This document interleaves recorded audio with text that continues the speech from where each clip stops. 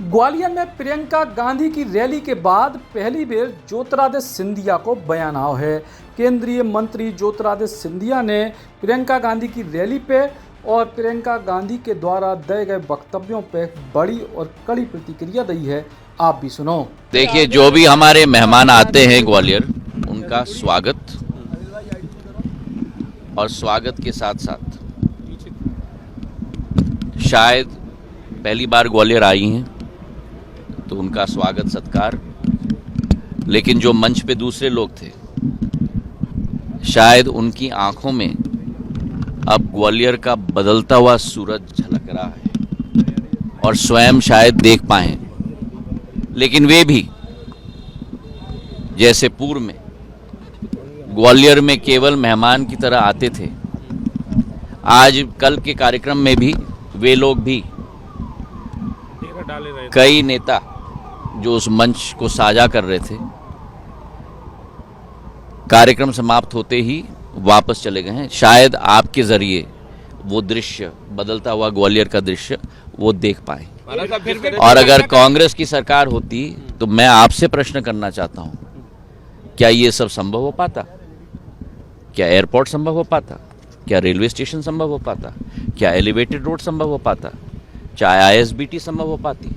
चाहे 1000 बिस्तर का अस्पताल संभव हो पाता? मुख्यमंत्री शिवराज सिंह जी की सरकार, प्रधानमंत्री जी की सरकार विकास और प्रगति पर केंद्रित है और उसका सबसे बेहतरीन उदाहरण आप और हम स्वयं गवाह हैं कि जिस तरीके से कोरोना काल में देखते हुए भी ग्वालियर बदल रहा है।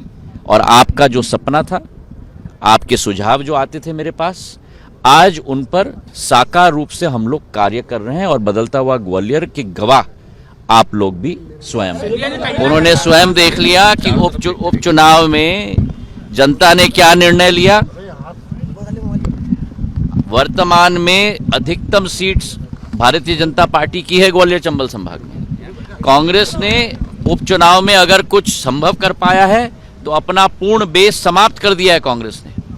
जो 26 सीट पे कांग्रेस थी, आज 16 सीट पे टिक चुकी है। तो किस भाव की आप बात कर रहे हैं? उनको अपना भाव मुबारक। जनता मेरा भगवान है, जनता निर्णय लेगी, जो जनता निर्णय लेगी सिरमाते हैं।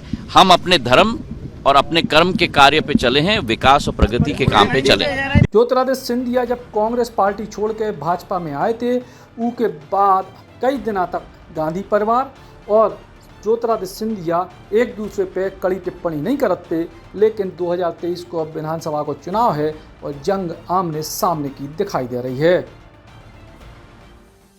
Shri Krishna university Chhatarpur, the hi-tech university in central India.